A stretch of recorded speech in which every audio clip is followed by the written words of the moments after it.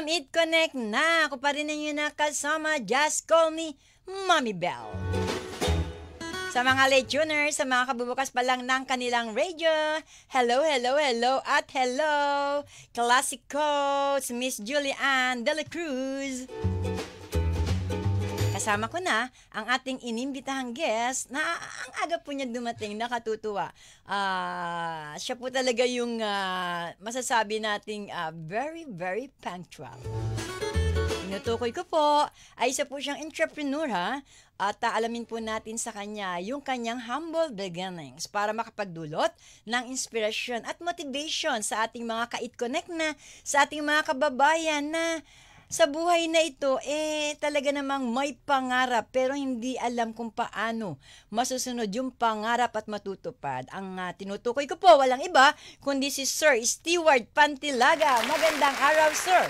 Hi, good morning. Apo. Tita Bel, thank you so much. Makatita na rin. Mga tita talaga. Yes. Apo. Good morning, good afternoon, good evening sa lahat ng mga viewers, listeners po ng It-Connect na. Ayun. Thank you so much for inviting here sa programang ito. Ng Radyo Agila Net 25. Yes. Ayan. First time mo po sa aming network, Net Yes, 25. it's my first time. How do you find po? Kasi ang aga mong dumating, alam ko nga, syempre may naroon kayo nakitang, syempre meron kami doon sa lobby. Ano pong naobserbahan nyo pagdating nyo pa lang? Ano pong naramdaman po ninyo? Yeah, I feel welcome mula pa lang doon sa guard. So they are assisting me here. Ayan. So salamat sa hospitality na ina-offer ng Net25 at saka Radio Agila. Thank you po. Ayan. Okay, sir, sabi ko po kanina, we want to know your humble beginnings. You may kwento to us sa mga ka-It-Connect na natin, Sir Edward. Yes, I'm Steward. Steward. Yeah, Sir, Steward. Yeah, Steward. I stand corrected. Steward. Ganda ng pangalan, ano? Parang stewardess, parang ganda. Yes, yeah, that's right. Okay. Alright, I'm Steward. Actually, I'm native from Bukidnon. Okay. And then, I'm naging OFW. Hi pala sa mga OFW po Hello! natin around the world. OFW. Naku, may Yes. programa kami every Saturday, 8 to 9, hosted by Tita Lu Medina. Sa mga OFW natin, saludo po kami sa inyo. Yan. Yeah. 6 years abroad in Saudi Arabia. So, yun po yung nagiging ko po, nagiging background. Tapos, in 2013 nag for good po ako, or actually not for good, tawag nito, nag-asikaso ako ng papilis ko para pagbalik sa Riyadh para makasama yung wife ko. But they have an opportunity na magkaroon ng business kasi in my heart, kasi simula talaga ako, bata pa lang ako, mahilig na po ako magtinda-tinda. Wow, Yes. ano mga tinitinda mo, sir? Nakaka-relate ako dyan. Yes. Sige, go. Yung mga gulay-gulay po sa probinsya kasi I don't have choice. Sa sobrang hirap po. Actually, sobrang hirap po talaga. Mahirap pa kami sa daga. Actually, yung nagsastrive ka na mag-aral, no? Kahit hindi ka pinapaaral, kahit pagtindi na ng balot, anything, Avon, or Inita Colors, ganyan. Para lang may mga survive. beauty products, yes, mga kahit beauty products, po. oo. Mga teachers ko, yung mga suki namin. Hi sa mga Galing. teachers namin. Ayan. dyan. So, They're watching. you told us na from Bukidnon ka. Yes. Oo. So, sa Bukidnon, ano ba yung dialect dyan, sir? Cebuano, Ilonggo. Kasi Marunong mga kayo, Sitwest. sir? Yes. Maayong hapon, ay mga odto, magandang Maga pa lang, sir. Maga. maayong aga sa inyo tanan dira sa Bukidnon through Facebook Live kag sa mga gapaminaw, no? Gapaminaw maayong buntag sa inyong lahat. Sa inyong lahat. Wow, ang sarap pakinggan talaga, no? Kapag yung guest natin nakakapagsalita siya ng nung dialekto niya, 'di ba? Mahalin ng sariling atin, tama po 'yan, 'di ba, sir? So, sabi mo nga, sir, 2013 nag for good ka na, yung mga ganon? Yes po, nag-asikaso. Tapos, hindi natuloy. Siguro, God has all sa purpose. God, yeah, correct. Alam mo naman, di ba, sir, sa atin, di ba, pag may nangyayari sa buhay natin, lagi natin na siguro ito yung gusto ng ating Panginoong Diyos. Parang gano'n, di ba, sir? Definitely. Okay, sir. Sabi mo nga, ang dami mong tininda. Relate na relate kaming magkapatid yan kasi, sir, Wow. kami, maaga kaming naulila and thanks, nandiyan ang lola. Kasama namin habang lumalaki, syempre ang lola, may sari-sari store. Yes. Kami taga-pamalengke. Sa umaga, nagtitinda kami ng pandesal. Sa hapon naman ay ice candy. Sa gabi naman ay di ba sir, mga kung ano-ano. Basta lang makatapos kami ng Correct. aming elementary, high school. At noong college, working student na kami, sir. Yes. Ayan. Di ba? Galing. Kaya successful kayo, ma'am. Thank you. So, That's right. sir, habang inyong tinatahak yung inyong kalagayan ngayon, syempre marami tayong obstacles, maraming challenges, maraming hamon sa buhay bago kayo napunta sa ganyang larangan. Okay. Sabi nyo nga po, ano nga po yung inyong pinagkakaabalahan sa ngayon, mga bubong ba yan? Yes, roofing mga bubong. solutions. Yes. Oo, mga bubong. Napapanahon. Napapanahon. Mamaya makikita natin yung mga bubong dyan kasi may kinuha ako na mga pictures ni Sir. Talagang nakakahanga kasi hindi mo akalain na ang isang steward pantilaga makakarating sa ganitong kalagayan mula sa pagtitinda ng kung anik-anik, diba? Diba, ganyan. Yes. Ganyan ang may tiyaga, may sipag. Sabi nga, pag may tiyaga, may sipag, may nilaga. Syempre, with the help of our God, diba? Okay, sir. So, sabi ko nga kanina, mga challenges, hamon na pinagdaanan mo at papaano mo ito na overcome. Pwede niyo pong ibahagi sa ating mga Kait Connect na, sir. Go. Yes, mga Kait Connect. Actually, to start up a business, it's not an easy. Actually, wala akong choice. Diba? It's There's not no an other choice. easy. No choice. No choice. Options. Oo. But, kasi siyempre, di natuloy yung pag-abroad ko. So, gata sa purpose, sabi ko, mag-junk shop kami. No? Correct. Nagkaroon kami ng Junk idea shop. na mag-business. Kasi, I have 50,000 pesos remaining. So, ano magagawa ng 50,000 during the time? Correct. So, nag-isip, nag-rent kami, humingi kami ng tulong doon sa nire-rentalan namin na yung bakantang lote na gawing pong pwede namin irentahan up to 5. So tapos ang naisip namin is junk shop, which is medyo malapit, madali-dali lang naman at saka maglakay ka lang ng tawag nito ng signage. Pwesto, mga ganyan. At saka naniniwala po ako na may pera sa basura. Totoo yan. May pera sa basura hanggang ngayon. Lahat halos ng ating mga nakapanayam dito na from, sabi nating rags to riches, sabi nila, may pera sa basura. Di ba, Sir Stewart? Oo, yeah. There is no big or small business. Correct, Basta kapag kinakareer mo po. Pero correct. very challenging. Very challenging. Ay, ang pagtatayo ng negosyo. Unang-una, katulad niyan, OFW ka. You are an administrator ako doon sa namin, construction firm. Tapos magja-changsap ka gagawa. Nag-ano ka ng mga basura. Correct. Pero hindi ko inisip po yun kasi bakit? This is my business. Actually, nahiya rin ako, but I don't have choice at all. I don't have choice at all. Kundi gawin itong Pero after 6 months, naisip po namin, nagkaroon kami ng idea na gano'n, na mag-ship po ng murang yero bakal. Because sa need namin, kasi 50,000, paano mo pagkasyahin po yun? Correct. So, naghanap po ako ng tawag nito ng mga murang yero bakal. Doon nag-create po yung murang yero bakal. Ay, grabe. Malapit sa puso ko yung yero bakal na yan. Bakit? Si mister ko po, pinangarap pong magkaroon ng junk shop. Alam niyo po ba, hinayaan ko lang siya. Gusto niya po di po ba? Naganap siya ng lugar. Malapit lang naman doon sa bahay namin. Yung sinasabi ni Stewart, totoo yan murang yerot bakal. Diyan siya nagsimula. Sa kanya, 50,000. 50,000 din kay Mr. Wow. Pero syempre, merong hindi naman porke nagnegosyo ka. Boom agad, di ba, sir? Di ba? Nakakaranas rin ng failure, kabiguan, pero hindi tumigil si Mr. Di ba? Wow, that's right. Sa inyo, sir, paano nyo na-overcome yung mga hindrances, obstacle? At ano ba yon? Pwede bang ikwento yung mga naranasan mo na, tapos napagtagumpayan mo? Sige nga, sir. Ang very challenge po when we ship up into roping solution or pag-distribute po ng mga bakal. Unang-una, resources. Resources. Alam mo ko, kahit ginawan po namin ng paraan, kahit yung pagta-tricycle, alam mo yung pagta-tricycle, ina-transport namin para ma-deliver. Talaga, sir? Opo. Tapos at Grabe, the same time, during the time na pinahiram ako ng biyanan ko ng 200. 200 ano yan? Pesos? 200,000. Nakabili kami ng lumang Tamaraw FX before. Wow. So, doon nag-start up na ako kahit ako mag-deliver, alam mo 24 feet, hinahabol ako ng MMDA doon sa C5. Yes. Talaga ba? Na-experience ko po yun, ako mag-deliver, ako mag-pinante minsan. Di ba? Yes, kasi there's no choice at all. Di ba?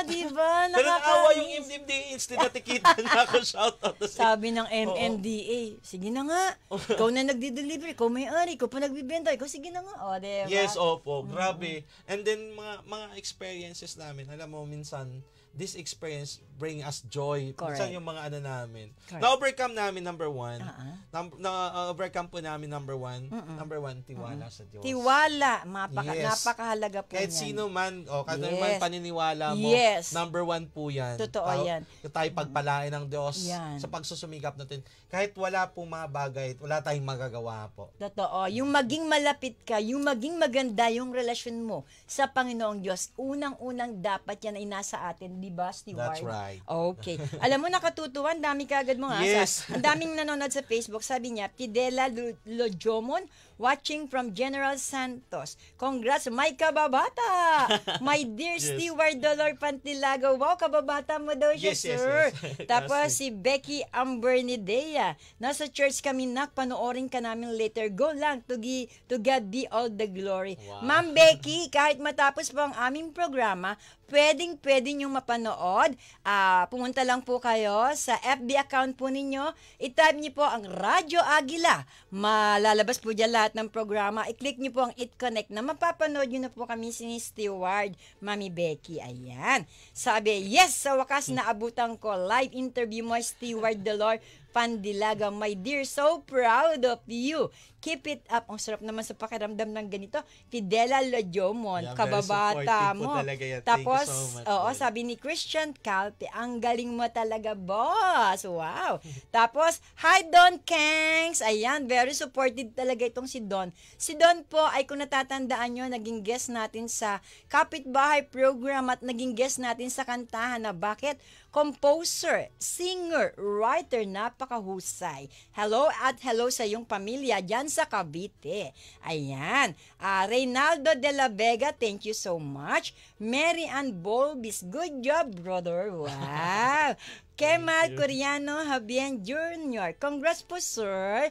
Wow. Gustavo Cristiano Howard, wow, praise God. Wow, ang dami, nakatutuwa naman. Okay, sir. Ito Steward, sabi mo, naranasan mo yung hulihin ka ng MMDA and yet, napagbigyan ka, di ba? Yes. Work of God yun. Yeah. Di ba? Ito ngayon, ang tanong ng marami nating mga kababayan. Yung bang humble beginnings mo, tapos, nakakatanggap ka ng award eh. Yeah. Diba? Yes. Ano yung mga award na natanggap mo at paano ito naka-apekto sa'yo? Kasi ganito, may mga ilan lang naman po yan, hindi naman po lahat. Ang daming award na natatanggap. Pero yung award, pumapasok sa ulo, parang tumataas, hindi po. The more na nare-recognize po tayo, the more na nakakatanggap tayo ng pagkilala, award, mas lalo po tayong nagiging humble. Parang kawayan po, di po ba? Yes. Habang tumataas ang kawayan, nakita niyo po, yumuyuko. Yun po ay simbolo ng pagiging humble, mababang loob. Di po ba, sir? Dapat po. Okay, sige, sir. Ano yung epekto sa'yo ng pagtanggap mo ng award at ano ba yung mga award na natatanggap mo? Go. Okay. Actually, itong sa La Visual Corporation. Thank you so much, Ma'am Lelaine. Very supportive. I salute you, Ma'am. Shout out sa iyo, Ma'am Lelaine. Shout out! Thank you for watching. Actually, this is the third time, no? This is my third time to receive an award. Before, an Asian Top Choice Award. This year only. Top Choice Award sa Okada. The second is social media. So we recognize siguro and yung presence po namin ng pagma-market sa social media na recognize at saka at the same time na nakita nila. And I'm so very much humble and I praise God for this recognition because lahat ng endeavors namin, lahat ng mga pagsusumikap, actually ma'am, we experience a lot. Kahit ako mismo nagde-deliver. No, di ba? Yeah, ako mismo nagde-deliver sa mga client namin at saka naka-connect. At the same time, it is a recognition no na sa favor lang ng Lord. Kasi kung sa akin lang po wala po yun, mami. Wala po sino po ba si steward, no. But it is a favor of God sa mga taong tumutulong. No, actually, para to sa mga roping masters namin na umakyat lagi at naggumagawa ng maayos sa mga bubong po ng aming mga customers, sa mga client at mga potential customers pa. Thank you so much sa inyo po to. Shout out sa inyo. Thank you sa suporta at sa mga tao talaga na patuloy na nagsumuporta at nagtitiwala sa aming company. Ayan. Alam niyo ba, sabi ni Don Kenz, ang ganda po ng halimbawa nyo, isang kawayan. Totoo po, ang kawayan, habang tumataas, yumuyo ko. Congratulations po. Ayan. Sabi ni Jennery Resuma Solas, congrats steward, kababayan namin sa Lampanusan, Kalilangan, Bukidnon, brother. Brother ng friend namin, Mary Ann Boldis. Thank you. Ito ngayon, steward, ano pa yung gusto mong ma-achieve? Nandyan ka na sa kalalagayan mong yan. Ano pa yung gusto mo na ma-achieve? Yung pinangarap mo na gagawin ko to sa tulong at awa ng Panginoong Diyos. Sige. Actually, gusto ko matulungan. Kasi ang dami naming family katulad niya. Marami kaming mga roughing masters. Marami kaming natutulungan ng mga manggagawa, pinapaaral. Actually, itong kasama ko right now. Anong pangalan niyan? Si Sak. No? Sak! Si Sir Sak. Hi, Sak! Mag-graduate lang. At the same time, pinagpala din Anong natapos niya? MAFI. Physical Education. Galing. So, working student po siya. Nako, magtatagumpay ka. Basta wag mong kalilimutan ng Panginoong Diyos, ha? Wow, Bachelor of Physical Education. Saan school? Western College of the Philippines. Galing naman, sir. Isa sa natulungan ng company. Wow. No, kasi may heart talaga sa mga nagwo-working student kasi doon ako nanggaling. Parehas tayo. Yes. Gusto mo matulong ako kasi 'di ba? Kami ng kapatid ko, working student kami. Alam mo, hindi biro ang mag-working student. Correct, ma'am. Ako, sir, lahat ng panang lalaki na nasukatan ko na yan. Bakit? Hindi po ako naiya na isa po akong sales lady dyan sa Santa Cruz. Wow. Yan, Santa Cruz, Maynila. That's right. Hindi, awan ko nga kung nandyan pa yung tindahan na yan eh. O baka wala na kasi 19 ko na. Siyempre, hindi na tayo Gen Z, no? Pero I'm proud, diba? Kaming magkapatid na baga na ulila, tapos nag-try. Ang ganda rin ng person ng kapatid ko, diba? So, yun naman, ang faith namin, awa at tulong ng Panginoon Diyos. Kasi nakikita ng Diyos yung ginagawa natin. That's right. Okay, ayan. Sa mga hindi pa po nakakapag-share ng programang ito, It Connect na. Thank you naman. Lambing naman po ako sa inyo. Please share and follow Net25 Radio Aguila, DCEC 1062. Maraming salamat doon. Maraming salamat. At si Galo Agus mula sa Nueva Ecija. Nanonood na ako. Maraming salamat, Galo Agus. Kumusta na ang mga biik? Naging presidente po yan si Galo ng yung sa big industry, pig industry. Ayan. Parang katulad din natin siya talaga na, yung mga pinagdanasan natin. Yes, okay, eto pa ngayon, sirs, marami tayong nakikinig, nanonood. Pag ikaw po ang tatanungin, bakit deserve mo na ikaw ay bigyan ng pagkilala, sir? Yan, ang hirap, ang hirap sagutin. Pero ang nagtanong niyan, sige, Tita SP, sige, gustong marinig ni Tita SP kasi amazed siya.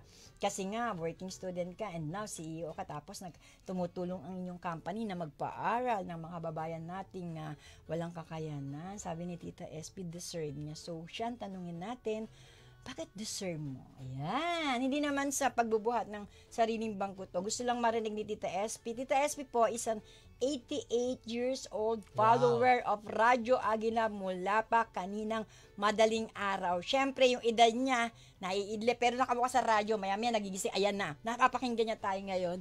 Di ba? Ay, shoutout sa iyo, ma'am. Tita SP. Tita SP, Yeah. thank you so much sa pagsusubaybay. Napakahirap na tanong. Actually, mahirap nga yan ako, hindi ko kaya sagot eh. Actually, recognition Yeah. is an acknowledgement lahat ng mga endeavor. Para Correct. sa akin, very significant. Very significant. Kasi bakit? Correct.